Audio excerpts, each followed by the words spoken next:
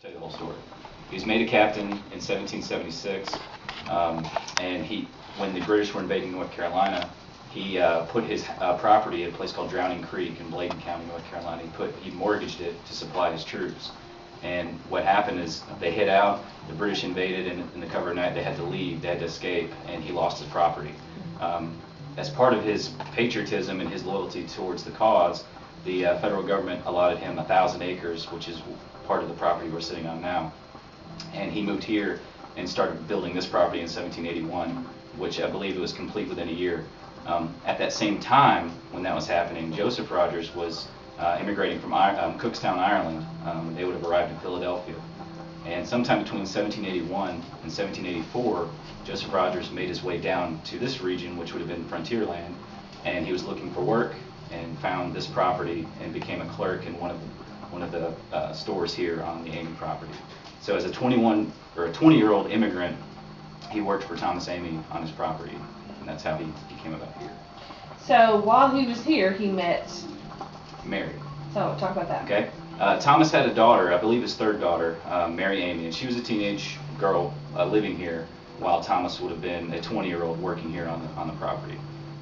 They met, story goes, they fell in love, and at one point Thomas was called away. He was a member of the North Carolina legislature, and he had a meeting in North Carolina, and he left the property.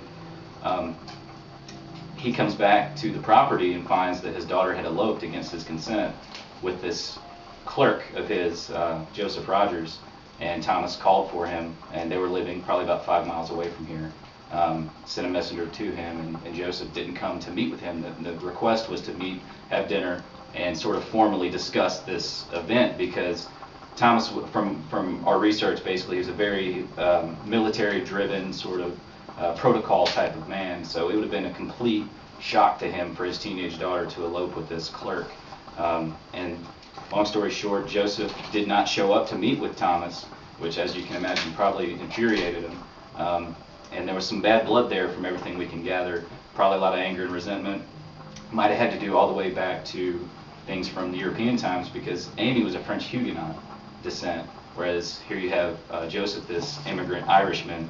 There might have been something there with that too, but there was some bad blood. But within a few years, they must have mended their fences, because Thomas helped Joseph and Mary acquire 200 acres in what is today Rogersville. Okay, so basically the town of Rogersville sort of came about because of this love story. Exactly. Explain how that worked. Okay. After they eloped, and like I said, they moved about 5 miles down the road from here, which is present-day downtown Rogersville.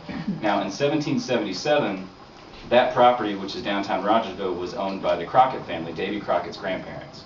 And there's a spring, a small creek that cuts through downtown Rogersville called Crockett Spring. And the legend has it, in 1777, a Cherokee attack on Davy Crockett's grandparents' property at the cabin in downtown Rogersville was burned to the ground by a Cherokee native attack, killing the entire Crockett family. So on that property, jump ahead, that would have been 1777.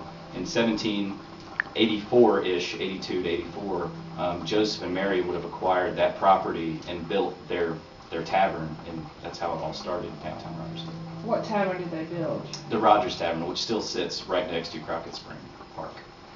And talk a little bit about you don't know much about the kissing tree and the things of this property. No, not as much as my cousins can probably tell you, which I'm eager to have them hear that. But legend goes, and best I can imagine, this was a whole community at the time of the Amy Tavern time. There was a stage road where for generations people would travel and trade, and this was considered one of the hot spots between the Cumberland Gap and Allegheny Mountains up north.